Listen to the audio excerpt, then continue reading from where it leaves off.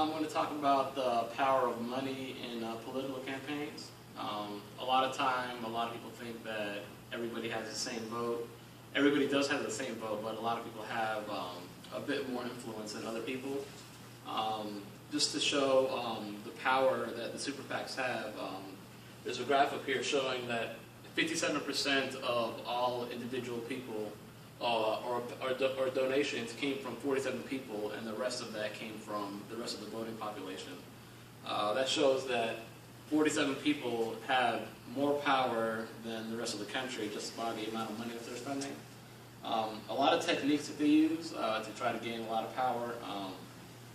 They use free or cheap advertising. A lot of the times it'll be a company, they have a lot of money at their disposal, they might own a newspaper, a news channel, website that will be able to get their information across. Another way they could do it is political endorsements. A lot of times during political campaigns you see a newspaper endorsing one opponent or the other. There's a lot of money that goes into depending on who decides to back who.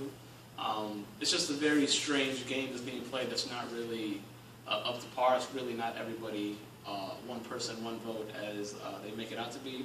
Of course, there's cash contributions. The old method, you could just give straight up cash to the political donation. Not even to the campaign, it could be a super PAC as well. Just anything that would help either candidate win. Non-cash contributions, a lot of people would give up office space, they give up vehicles, just give you a lot of discounts on things that you would otherwise have to pay a lot more for, making it that much easier for them to campaign and get their message across and try to get elected. Voter registration drives. If they want to help a candidate out, they'll sign people up to vote just for that purpose of voting for that one person. They're not affiliated with the campaign, so they can just basically lie about the reasons for them to vote for this person, and the political candidate has no legal requirements to stop them. They have a lot of think tanks, political think tanks, depending on the region. If it's a national campaign, local campaign, they need a lot of people that know the area, know the best message that'll help them win, and that's why they fund the think tanks for the campaign.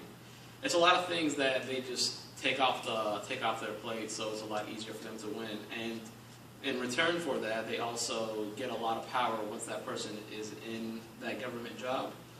Just an example, the oil lobby, the power of the oil lobby is well documented. They spent $169 million in the United States in 2009.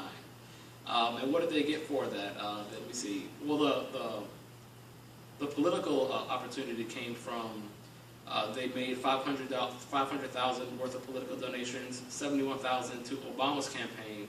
The total result that they spent throughout the country, just in one state, was $16 million, which is a lot for a state that they're not even heavily operated in. Also, what they get for that money is they also sometimes basically write the bills. A lot of times a lobbying firm will send out a paperwork of what they would like a bill to be. And 3 months later, when the representative from Ohio or Texas or whatever state they spent money in, it will be word for word the same document that the lobbying firm used. Another big group is the energy and healthcare.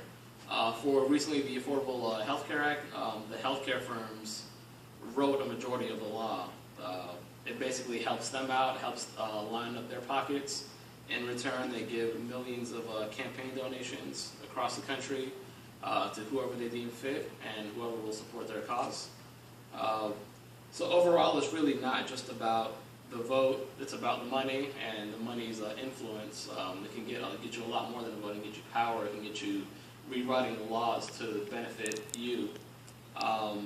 I think the best solution to stopping that would be some sort of, it would just have to be a tax or a cap. You would either have to set a cap saying you can only raise a certain amount of money, which is all you need. You can only spend a certain amount on advertising, and that's all you would need. Or you could just make it even more fair by just having a small percentage of tax to everybody in the country, and everyone can only use about $2,500, $3,000. Just a way to get the money out of the political process, because the way that it currently is just ripe for corruption. You really can't get a lot of decent things passed without a major corporation backing you or sponsoring you in some way, shape, or form.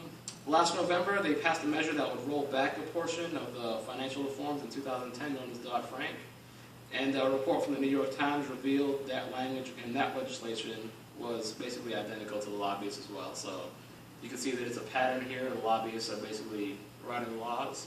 After they give the money, they pass it through Washington or Congress or whatever state senate they're in, and they basically can change the laws to however they deem fit. I think it would be a better way, just spreading it out to everybody else, and that way you can get back to one person, one vote. Everybody has an equal share.